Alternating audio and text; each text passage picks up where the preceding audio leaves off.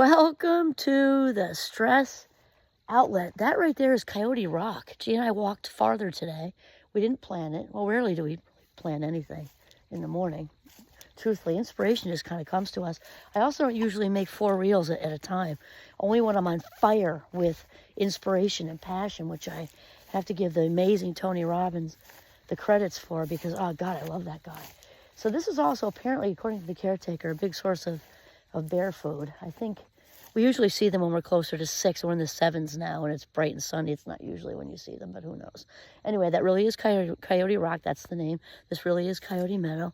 Anyway, so what G and I wanted to talk about again today is, because we're expanding on this trauma thing. Your trauma narrative can keep you stuck. So talking about the whole trigger warning thing, and I tell you with my students, and the accommodations, don't even get me started. And certain things do need accommodations. I'm not talking about all the rest. I'm talking about only anxiety, because when we allow avoidant behavior, we're talking about the trauma thing now, right?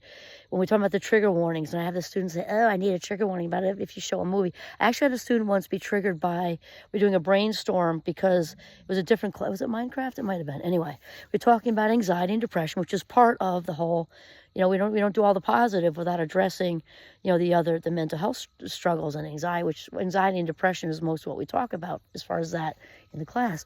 And she was triggered by the word depression and had to leave. It was like in chalk on a board, actually smart board, sorry, old school. The word depression, that's an issue. Because I'm not saying it with judgment, I'm saying it with observation, that is a call because the only way out is through. And I don't know, Tony Robbins said verbatim, what have we done to these kids? And he was talking about the millennials too, but the Gen Zs, I think in general, even have it tougher because we've really enabled this. We're not wired for comfy cozy. We're wired for adversity. The only way out is through. And I had so many talks with people at different institutions. I did talks at other colleges about how strictly for anxiety, how it's sending them backwards from a psychological standpoint, because each and every time these kids, young adults, got permission to not be in class, the whole purpose of an accommodation is to have equity, equitable access to the same content. Well, how is that happening if you're not present? I don't know.